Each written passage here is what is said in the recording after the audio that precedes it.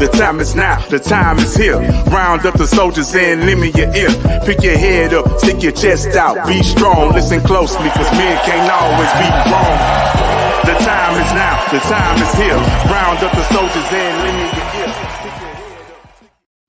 What's up, everybody? What's up, everybody? It is the Men Can't Always Be Wrong podcast with your guy T Swin. Your boy J Bean.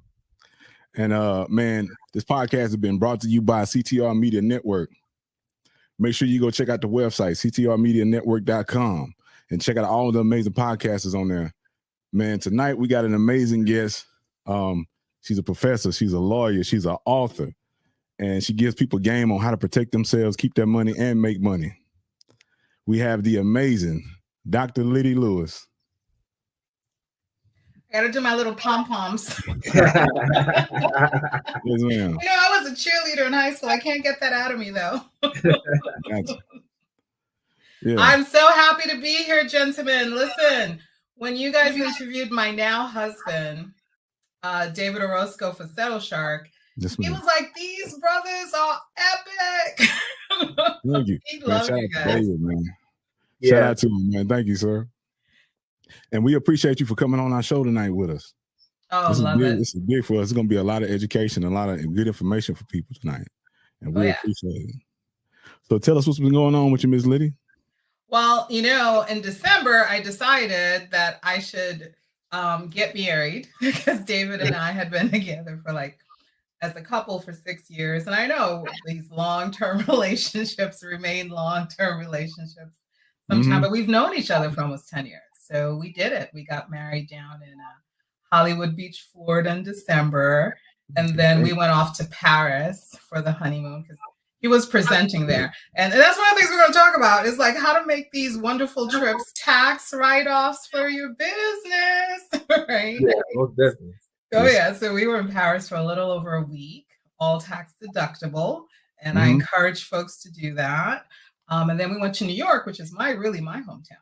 New York City.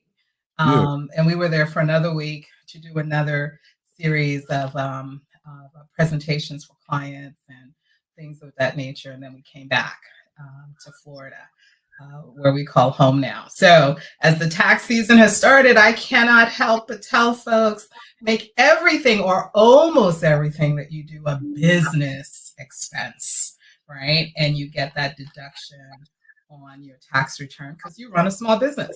And people always ask this question when I bring this up, but don't I have to make money to be able to deduct it? And the answer is no, right? If you have been a startup or a brand new business in 2023, you can make $0 in your business and deduct up to $10,000 worth of expenses. That means you're getting a refund, right? And how big it is, other things that you put on the tax return. So remember that, my peeps, that you do not have to make money in the business to be able to deduct the business expenses. And the IRS gives you $10,000 and more if you need it, right? If they're legitimate expenses, traveling, things, training, things of that nature, right? You can go ahead and deduct. So that's my tax tip of the hour. Thank you. We appreciate that because this is tax season, man. So you guys out there pay attention. And we will be putting her link. Her link is in the description of the episode. So if you're on YouTube watching, man, make sure you check in with Miss Lydie. And also, we're going to be putting it in the bottom of the screen throughout the show. Now, we met you at the Power of Podcasting event in Atlanta. Yes, sir. There were so many people there that you helped out and guided them in their careers and their business and helping them make sure they make the right moves to protect themselves. And what are some of the things that you did to help these people out, these creators, these authors? Yeah, and several of the attendees reached out to say that they had not formed an LLC, right? They didn't have a business structure, that they were just doing their gift, right? They're doing their flow. And I said, you're losing out on all the tax advantages, right? That's one, right? Number two, you're completely vulnerable. It's like running around in your underwear in the street. You have no clothes on, right? Yeah. You're completely vulnerable as a person. And the truth of it is, a lot of people will test you, right? Yeah. They'll push you in your business. Oh, I didn't get this. Oh, the product sucks. all sorts of stuff that they'll say to not have to pay or to get a refund. So having right. So, and you've probably experienced some of that, right? Yeah. So the best thing to do is to create a business, and what it does, and I want us to really appreciate this as people of color, was a time when we were business, right, in the United States because of who we were, what we look like, or parents. And it took why laws are powerful because it changes things immediately. Right? Yeah. You have to go through the process of showing how it has impact. And that's fine. We all have stories, right, that we can talk about. But it hurts me when we are not, as a people, more business ready, is what I would call it. Yeah. Right? The podcast is a business. It's something you love to do, and but it's also a business under law, right? Because you are sharing knowledge, you're sharing opportunity, you're sharing videos, you're sharing your talents, your skills, your experiences. That's a business in America. And I tell folks to create the LLC because it's a simple structure, right? Business legal structure than the S Corp, which is really just a tax designation. I tell folks, law is very specific. It's like, what's your address? What street do you live on? In what city? That's law. What's the number of the house? Don't say I'm in Atlanta. Right? You got to be real specific about where in Atlanta that you're located. So I tell folks, law is your friend. And I know you're probably thinking, what is she talking about? I've had law as an issue, right? My whole life. I got tickets on the car. I've got the popo looking for me. Right? I got baby mamas, daddy, and baby daddies, right?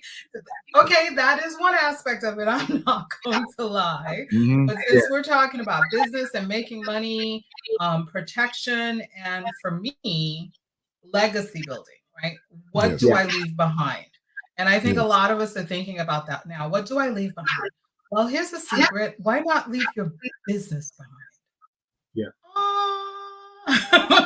Right? Your children no longer have to go and find a job, right? They don't even have to go to college, or even they can, learn how to sign their name and they're good to go because you left them a profitable business, right?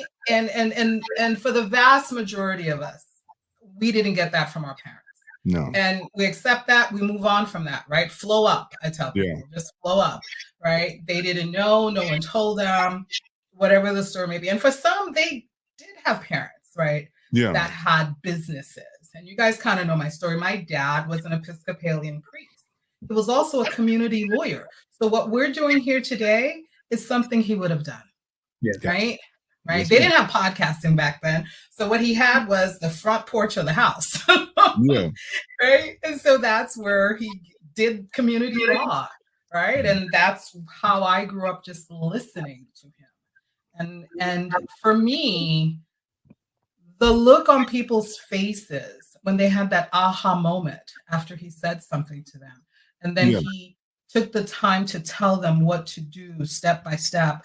The gratitude, the tears, the relief, right? And I watched that and I'm like, oh my God, Dad is like saving, the vegetable guy's business. He's saving the laundromats, the fruit guy, the seamstress, the podcast. They didn't have it back then, right? So I want us as a people to understand that whatever we're doing, we have a business. It's not a hobby. It's not something that we like to do. We do. We like it. It's also by law a business. So let's treat it like that to get all the advantages that the law gives us. I have a question for you. We hear everything about LLC, S corps, and what about trust funds? How can a trust fund protect your? I love that question, JV. You were reading my mind, weren't you? So a trust fund, you need to create a trust, which is what? A contract. Well, like a trust is this big, I got to do this. No, it's a contract that I create. I've done tons of trusts for folks. And what it does, it lets you put all your assets, right, into that, let's call it a big bucket, right? You can put the house in there. I do it a lot for families that have a special needs child and their parents are getting older. So who is going to take care of the child and where will that child live, right? In a facility or just stay in their home and create a contract with, a company that sends in someone to, take care of the special needs child, feed them, bathe them, walk them. But the house is in the trust. And then also there's money left to take care of the house and the cost of having someone come over. And also part of the house can be Airbnb to fund itself. Yeah. Right? And look at JB's face. He was like, oh my God. Right. This is what my dad taught. Whatever expense that you have, create an opposite money flow. Yeah. And whether that's baking cakes, Airbnb, which everybody should be doing, or what's the other one? Now you can rent your car out. Right? Yeah, right. A lot of people use Turo. Yeah, Turo, is it called Turo? Yeah. So a lot of people can use that as a money flow. A lot of people will, rather than do Airbnb, will sublet rooms, right? And all of that money, you need an accountant or a lawyer. I say go for a lawyer because they know just about everything the CPA knows and the law. Right? Yeah. I tell folks this. So what you have, then you've created a trust. And you've put all of the assets in it. And I tell folks, this is not hard. It's a contract. It's 10 pages. Sit down. Let's do this. Especially if you have not only special needs children, but just children. Yeah. Right? I mean, the folks that usually come to me as referral, oh my God, I gotta talk to Dr. Lydie. She created this trust for us, for our kid. But if you have kids, how do you know for certain that the person that you have said, hey, look out for my kids if something happens to me? One will do it. How do you know that? Two will have the resources to do it. And three, where are your kids going to live? Everyone's like shocked when I say this, but that's community lawyering. What does the community need to feel well, right, about things? So that's what you do. We do the trust, pour in. Even if you don't have the house now, you can always update. Leave them the apartment, right? Leave them the condo. Heck, leave them a boat. I don't really care where they An RV, right? Give them an RV. Listen, everyone's RVing. Leave them an RV. That is their home. And I tell folks in the RV life, which a lot of folks are doing now, hotels are what we call public accommodations under the law, which is you don't have to be staying there to use their bathrooms, their showers, their parking lots, right? You don't need that parking lot you can pull into, and they'll say, oh, you're staying at the hotel? And all you have to say is, federal law allows me to be on the premises at all times. Would you like to speak to my lawyer about this issue? Oh, no, you're good. You're good. Yeah. That's a nice card to pull out. Yeah. Oh, yeah. So just to give me a better understanding about the trust. So is it like, so who like once you put something into the trust, who's in charge of it? Are you in charge of it, or your child? It goes on to your child, or exactly how does that transfer over? Yeah, so you decide, and this is the beauty about law. You get to define everything. So once you create the trust, which is the contract, and you're saying what you're putting in there, the house, the car, so on, the bank account, then it becomes who controls the trust. Well, you want to control it, right, for as long as you live, along with your lawyer's advice, because the laws change, right, from time to time. And then you put down who, after when you're gone, are you selecting to be your representative, right, that will continue to look out for the trust and your children and the property and the business. And then you put down after them, and if this sounds like the Bible, right? So-and-so begot so-and-so, begot so-and-so, begot so-and-so. All of law comes from the Bible, right? It's just that we are using slightly different words, but the structure itself is biblical, right? Yeah. So you decide who, you decide where, you decide how, right? You decide when does this trust come alive? Right? Is it alive in your lifetime or upon your death? Right? And you need to have people lined up to step in when you're no longer around. And that is something as the people, I think we don't often think about who is going to do this work after I'm gone, right? One, we don't want to think about that we won't be here, right? Yeah. But the truth is we're not going to be here after a certain time. Yeah. So we've got to begin to think this way. And it's interesting that a lot of my clients that, let's say, are not of our community, constantly think about this. Constantly. If they're going on a trip and they think something may happen, they leave notes, call so-and-so for help, right? And we don't do that. We get in the car, we drive somewhere for a couple of days, we're vacationing, and what if something happens, right? What does the immediate family do? Who do they call? Who do they contact? And the people that we often spend time talking to, our friends, are not necessarily the people at that moment, right? They should be contacting.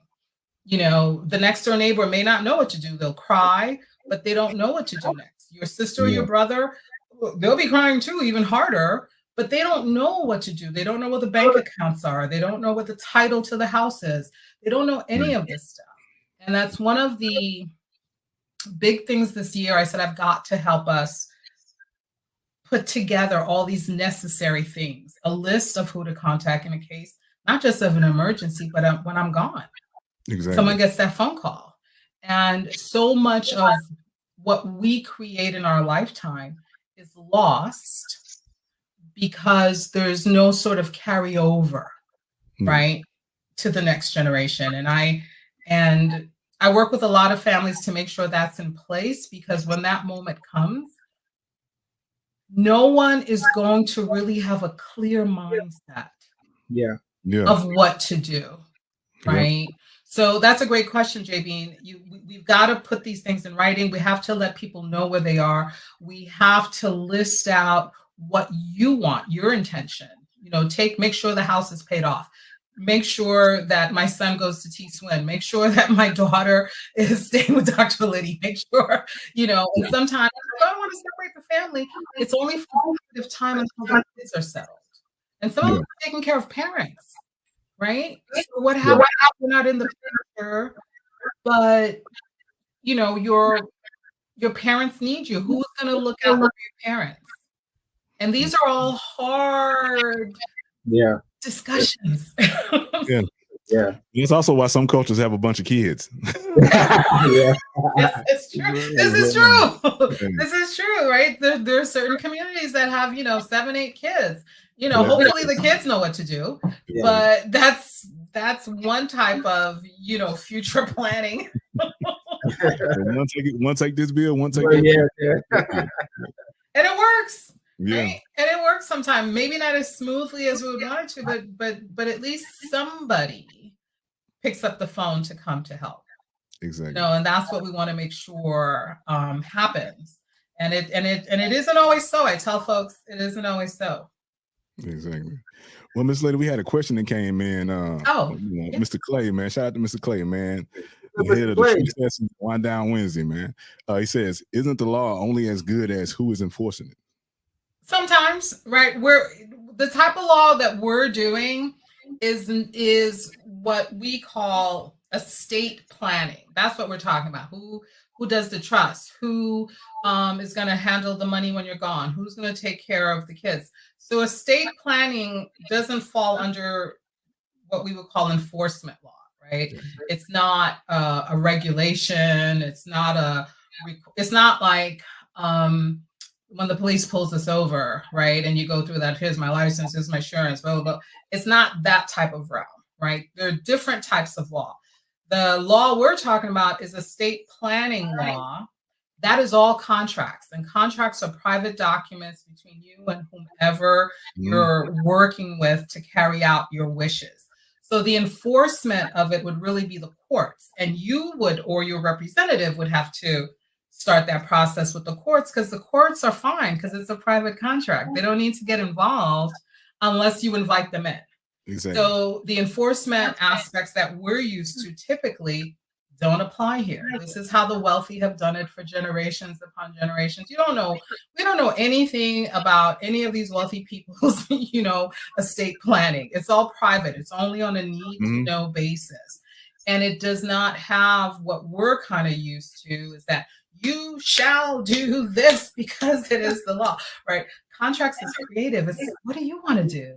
How do you want it to work out, right? So it's a different realm for us, and it's an area of law that we don't talk about as a people, right? Because we're used to that enforcement type of law, right? We're not used to this type of, I get the power to draft and create my own contracts as to what I want done for my family. We often don't get the privilege of doing that, which is why I want to tell the world that we got to do this. Now I'm going to bring this comment back up, man. This is David. There you go. What's up, sir? Mr. Settle Shark. Yes, sir. Settle Shark. Make sure y'all check out Settle Shark. SettleShark.com. Make sure you go there. Private law allows creativity and innovation. It does. It does. And a shout out to Settle Shark, that, our company, we have won some really great refunds for folks, right? We've gone up against the moving industry that breaks your stuff and wants to give you $1 for all the stuff that they broke. And we've had clients take them through the arbitration process through Settle Shark, and we've won arbitrations, thousands of dollars for them. And we're handling much more now. So shout out to all the folks that have been supportive. We are still happy to work with others that, believe that they're entitled to a return of their money because of something happened. Yeah. This is private law. This is right what we're talking about, right? There's no enforcement, right? When someone breaks your stuff in moving, or you hire a cleaning service and they set the curtains on fire, right? Or you take your jewelry to be fixed and they give you a cheap fake pearls rather than the ones that you brought in, right? This is what we've been talking about. Who do you call, right? And for most of us, we can't afford to call a lawyer. So David, myself, and a colleague of ours, a buddy of ours, wrote all the tech. I mean, this guy wrote hundreds of pages of tech, of coding to make sure all of this worked, because we wanted it to be, we wanted it to run on a platform that was secure, right? And Dave's friend who does a lot of this powerful work said, then you got to write the entire code for it. But if you're borrowing pieces from other people's algorithm, it's never gonna work the way you want it to work, and people can penetrate that, right? Come in when they're not supposed to through the back doors because you're using their house, right? So they know where all the back doors, the windows, the basement is, right? As opposed to you writing it yourself. So Lonnie wrote all of those pages of code to make sure it was secure.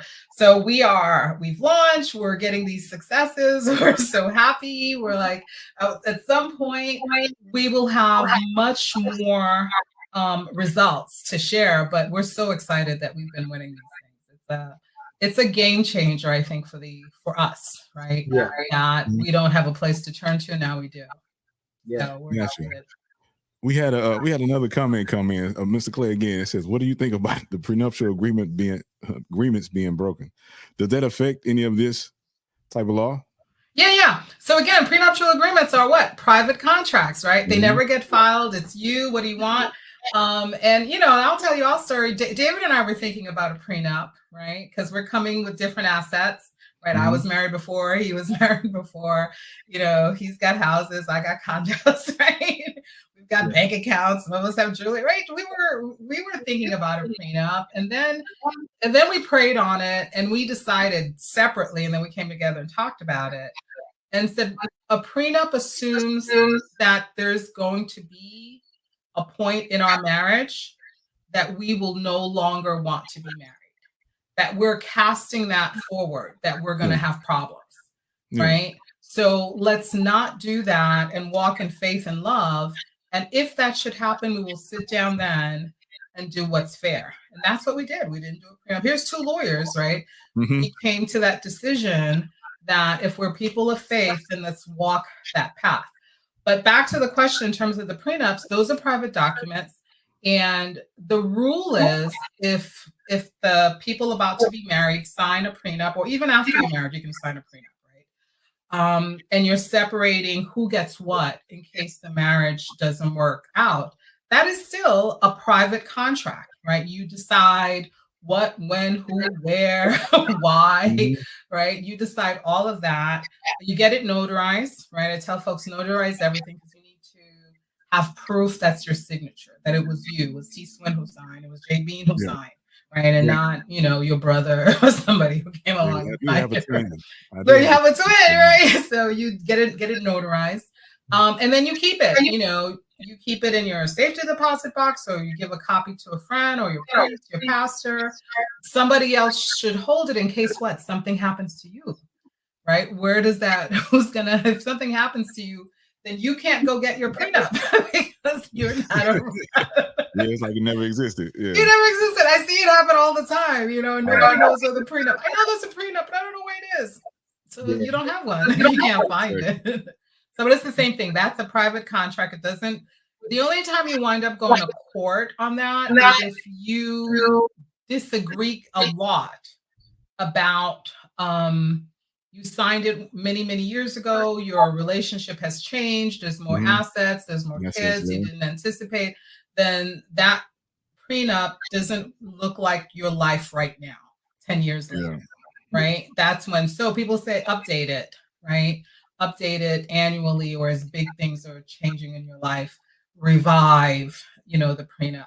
And that's how you would make the change. And that would just be a new one. You make the changes, type it up, get it notarized, each get a copy, give a copy to a friend or pastor. You never know what happens. Then everybody knows your stuff, right? Take it from me, man. I was gonna ask, we usually don't tend to think about things until like it happens, So what's the kind of legal activities that we should be practicing, to be prepared or to get prepared in case it happens? Yeah, and a lot of it is what we've talked about. Have a trust. I tell everyone have a trust, not a will. And people will say, well, what's the difference? Well, I said a will is a legal document that has to go to court. It's a public document that a judge, after you die, needs to decide whether your will, the way you said who gets what, is the way it's going to happen, or if he or she may make different decisions because of, circumstances and things that the family is saying. So I say a will is an invitation to go to court. Who wants that invitation? How about nobody? Nobody. Right? JP is like, oh. So never, I tell my clients, never do a will. I said, I don't even listen to them when they start talking about a will. We're doing a prenup. It's private. You get to make changes whenever you want. You decide what those changes are going to be. And when you're gone, you're not going to have a judge sitting somewhere deciding changes that was never your intent. Exactly. Right? You don't want that. So a trust for sure. The other documents that you should have in place is, and we haven't talked about this, but this is as we're getting older, is your health directive. If something happens to you physically, who do you want to make decisions? And it does not have to be your spouse, right? You're thinking, well, my wife or my husband. Your health directive can say, my cousin, poo-poo and moo-moo. Somebody might want to pull a plug on you. So. Exactly. And it might be the person you have the prenup with. They might want to pull the plug on you, right? Yeah. So you can make anyone the person that makes the decisions in your health directive, right? Yeah. And that's anything that has to do decisions regarding to your health. Anything. Right? Operations, pull the plug or don't pull the plug, right? You need to have a good person, right? Yeah. Thinking who's not, right? You should pick someone that's not going to get anything under the trust, right? So it doesn't matter to them either way, right? Yeah. To make those decisions for you. The other thing we should really have is a very good idea of the deductions that we can take in our business. Most people don't know that, right? Yeah. I did a training last year for 6 weeks. I mean, we had over 50 people on this training every week for 3.5 hours. I was so tired. It was supposed to be like an hour.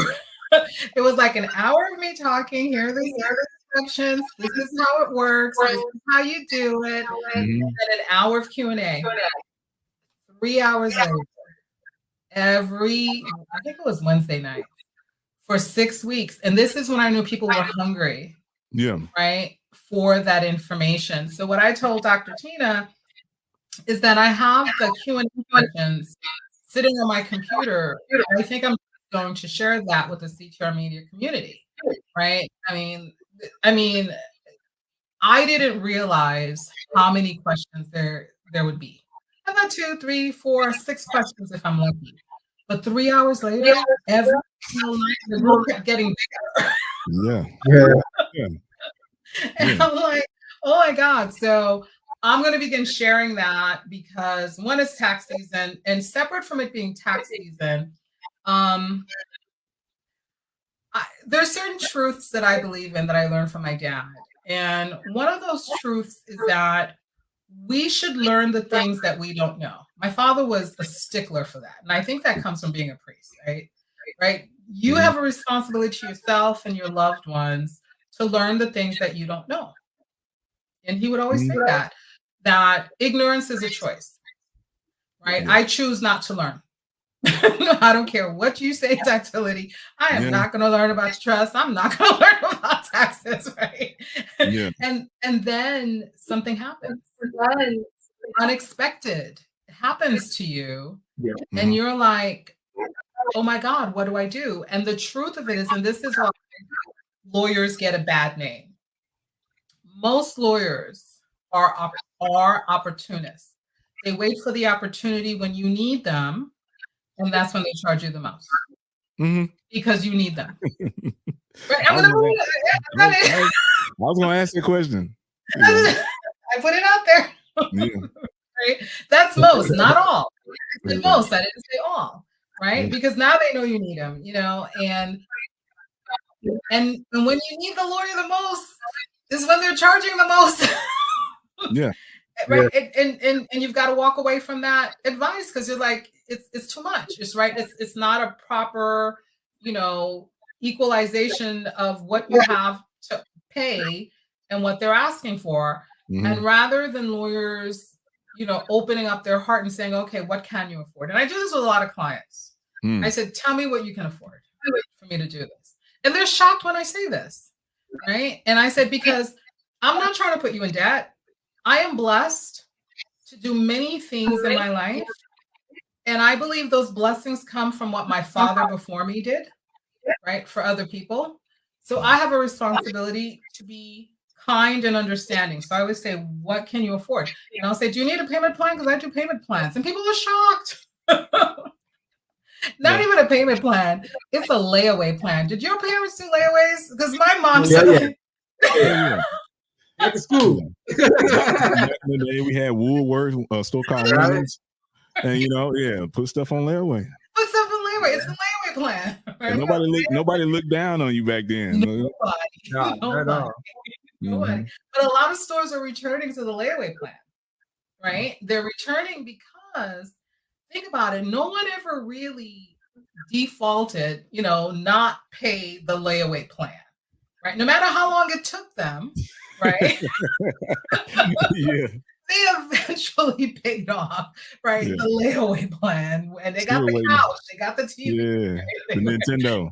The Nintendo. Everybody was happy. Right? Everybody was happy. Yeah, we put it on a credit card. We get it right away. The interest is so high on these credit cards. We wind up defaulting. We get it on our credit report. Blah, blah, blah, blah, blah, blah, blah, blah.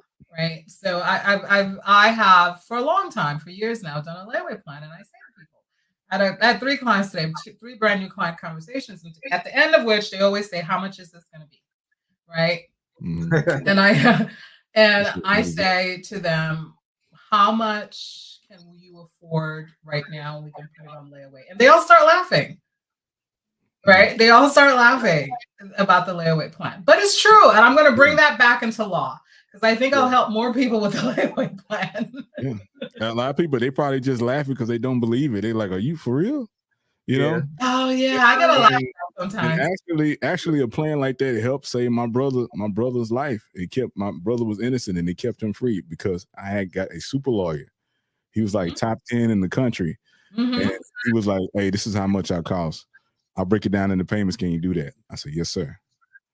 And so, yeah, and he took care of everything, man. My brother stayed free and everything was good. But and you see how blessed that your brother and you were, right? Because I call those blessings from above, right? Because he could have easily said, well, it's 15, 20,000, you know, you got a check, you got a credit card, you know, and no payment plan, right? He could have easily done that, but that's not who he is. Yeah. Right. You know, and I want us to bring that back. All of us, you know, we can put it on a plan. Getting back to like, I know you do a lot for small businesses. Why do you think that, you know, in this day and time that we need that, you know, everybody needs to kind of be their own little business, you know, start their own little business. So why do you think that we need to do that in this day and time? Why should we do that? Well, part of it is America is the land of small businesses. That's how America started, right? We forget that, right?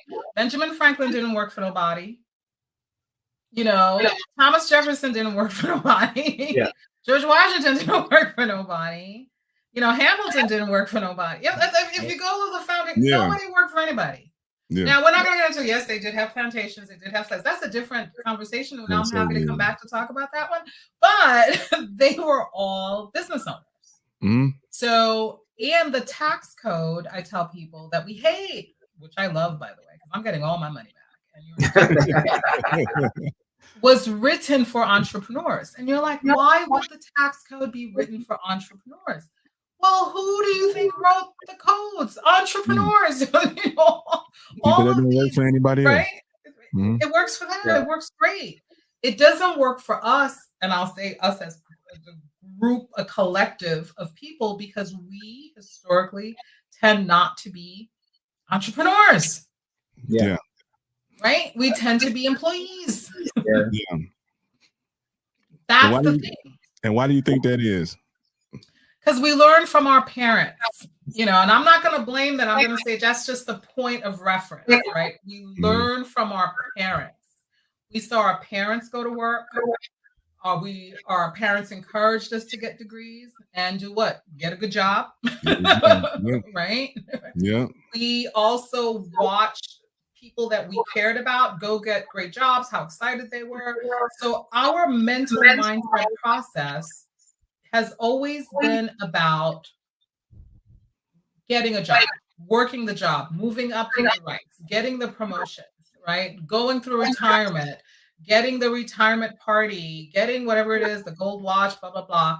That has been the singular focus. And we say, why is that?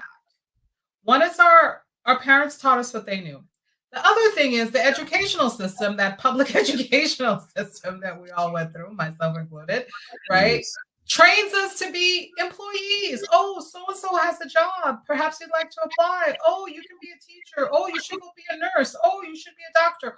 All of that is an employee status working for someone else where you get a fixed paycheck. And we've learned to become, as a people, comfortable with getting a paycheck. And there's absolutely nothing wrong with that. Nothing. Some people get big paychecks.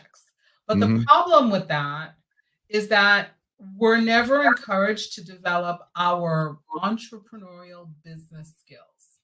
No one pulled me aside when I was growing up to say, hey, Lydie, why don't you open a business and you can write letters to people?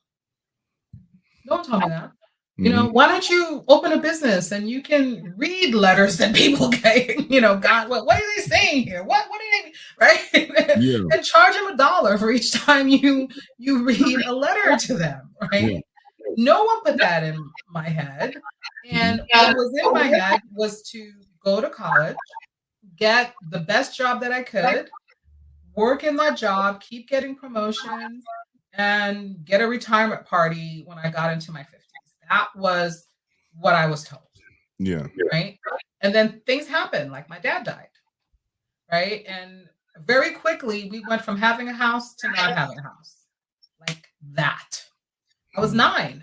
And I tell people the story because life can change in an instant for us. Right. And what do we rely on when it happens? What do we fall back on from money to feed ourselves, to have a home to be in? And when that happened, my mom lost the house within I was a kid, 30 days, 45 days. It was like one day we had it and the next day people were taking boxes out, right? Yeah. People were taking boxes out.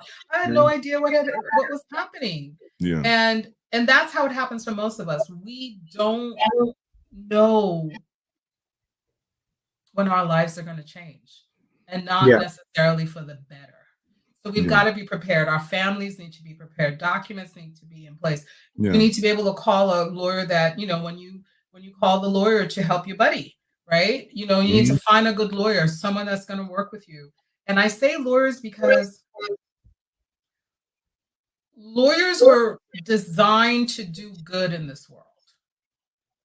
All of the founding fathers were lawyers primarily, most, 90% of them, right? They did other things. They invented things, they ran plantations, but they were also lawyers, right? Because they were creating a new country. They needed to understand the laws that applied to them and the laws that they would push on to other people, right? They needed to understand that, right? Yep. If you look at all of the big businesses that we have, Dell, Google, Amazon, you name it, their lawyers sit right next to the owner. Because the owner needs to understand what's going to be the ramification, the result if I do this versus this, right? That lawyer is right there to guide them. And if they don't know, they go find out and come back, right? Because that's how we're trained. Go do the research, we come back. Yeah. This way, this is going to happen. Do it this way, right? Most of us aren't trained that way. And I say law should be taught in high school. Before you get your high school degree, you need a lawyering class, right? To understand how the American law is going to impose itself on you, right? Not just on business, but on the criminal side as well, because, hey, running while brown. So, no, I didn't do anything. Yeah. But you need to know your rights. You need to, these are fundamental law lessons that we're not taught. All right, we stumble into them. Oh, I have a question. Sorry, yes, I can talk about this forever, right? we got a question from Miss Octavia Swanson. Are trusts only valid in the states issued or nationwide?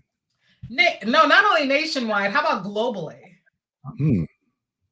If you die in Mexico, your trust is still effective, right? Because it's a private contract. So even though you live in a particular state, let's say Texas, right?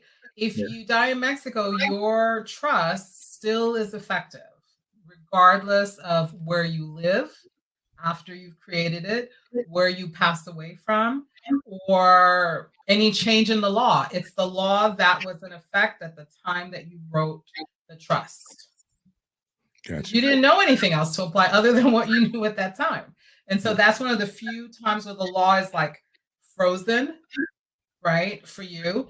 And you do not need to go to court when you have a trust. The trustee needs to be notified to start distributing the assets to the people that it's supposed to go to. So it's private law, right?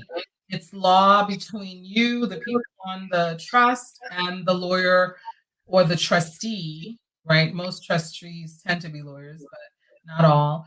It's a private relationship. It's a private discussion that is held. There's no court involved. All right, we got another comment from Mr. Clay. Rockefeller started the programming system by funding the schools so as to make you a good employee. Yes, and you know why? Because he needed employees. Well stated, right? Most people don't realize that. They're like, oh, Rockefeller, right? So remember, I lived in New York, so we had Rockefeller Center and Plaza right there. Yeah. Mega, right? And the thing with Rockefellers is that they needed employees. So the key became, let's make it very attractive, right? To have you come and work and give us all of your good years, all 50 years of working, your talents, and you never get the opportunity to start your own business. Because we'll keep you as an employee. And what do you get at the end of 50 years? You got some raises, right? And then you get a watch or a party or cake or something, and they're done with you. Yeah, you get right? Next. Yeah. We forget that. Let's see. The King Starter today says you can get a predatory loan for $100K, worthless student loan, but not a $10K small business startup loan. Yep. And I've been working with the Small Business Administration to get more businesses access to the money that they have. Right? Everything is a process. They want you to fill out the applications completely. We get that, but they also, I don't want to say there's a ranking, but it's not a preference. Let's just say they're preferred folks. Like if you have a business, that the business paperwork is in order, that you went through the certification program to be a woman-owned or minority-owned business, right? Those are their preferred folks because they've spent time with you. They know you now. They're willing to give you a small business loan. If you haven't gone through that process and you're simply going in, right, to ask them for a loan because they don't know you like they want to know you to feel comfortable with lending you that kind of money. I'm not going to say they deny it. I'm going to say that it gets delayed to the point where you kind of sort of give up. Give up, yeah.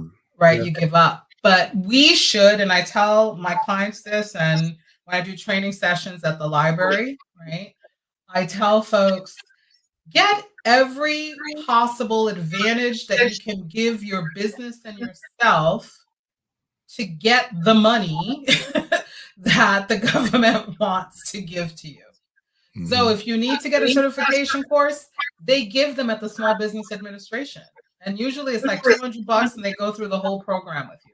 Then you become someone that's preferred because they know your business, they know you, right? That they will likely approve it than someone who just applies for a small business loan, right? And they're not able to really look deeply into the financials. How were those numbers created? What did you rely on, right?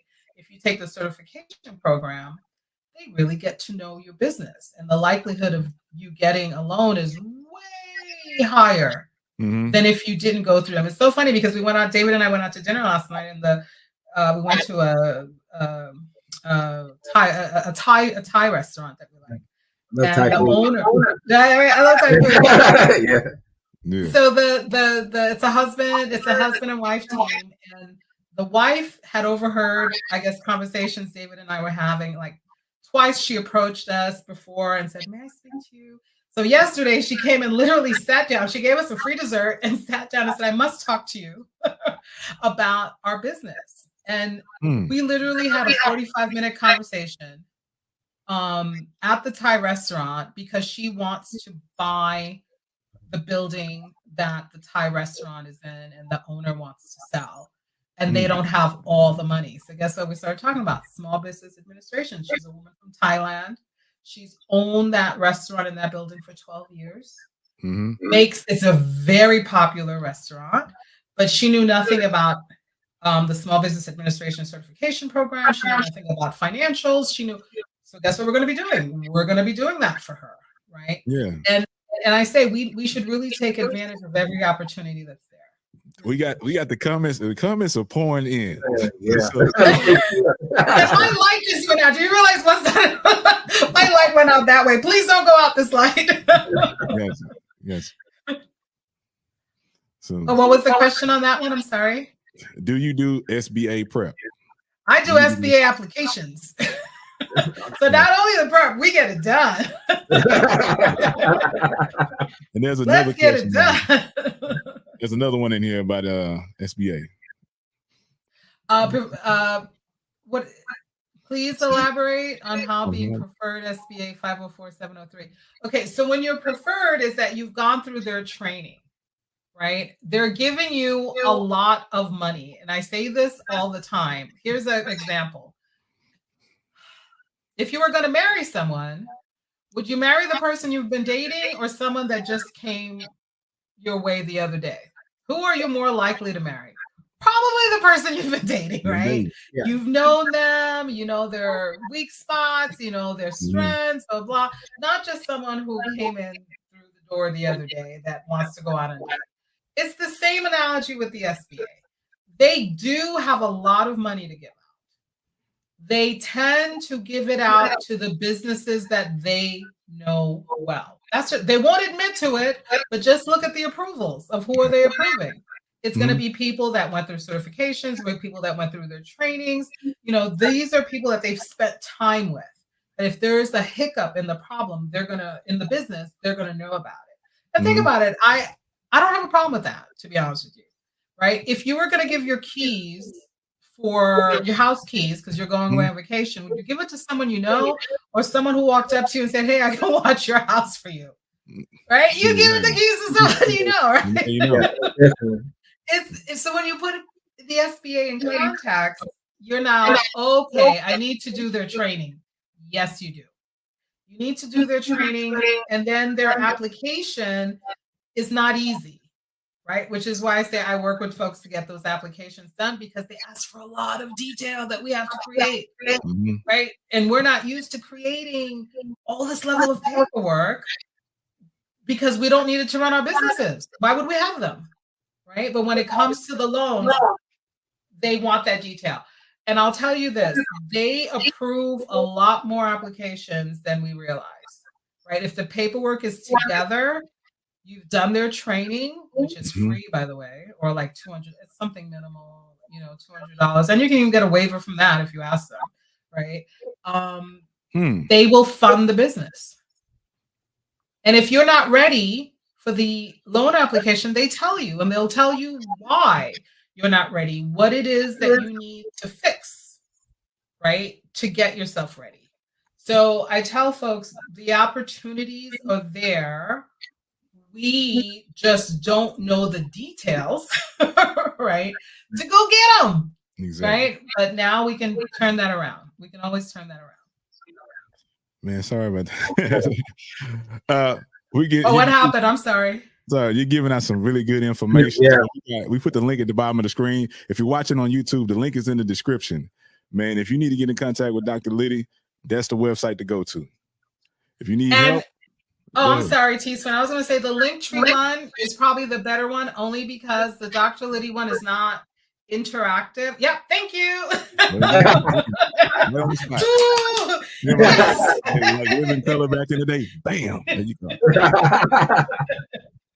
Because that has a lot of stuff on it that they can click on and go to where they need to go. My website, listen, here's my one thing. I love the website, but it's on GoDaddy, and it is not on it's a lot of content, but I don't think it flows well.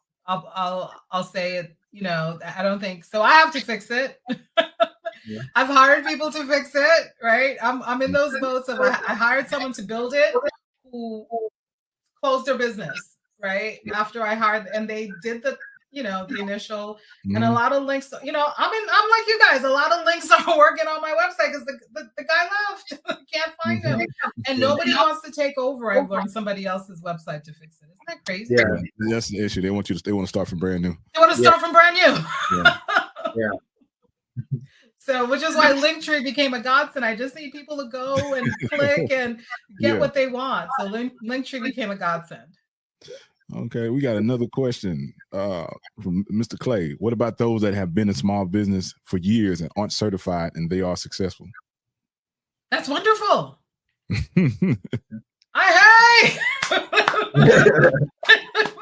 That's wonderful, right? It usually doesn't happen that way, but sometimes it does. But here's what certification does for you. It gives you access to more. It gives you access to more contracts that you could bid on yourself or partner up with someone who's bidding who wants a woman or a minority fellow business owner on it. Or a veteran. Or a veteran, thank you. Thank you, C-Swin, or a veteran on it. And we forget that. We forget that we can win together, right? We often forget that. We think that we need to win alone, right? And that's a hard path, right, to do. I'll be the first to tell you.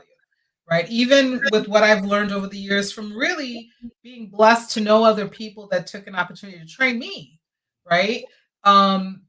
There's still more that we can learn and do together. So, yes, if you don't need the training and you don't want the SBA money,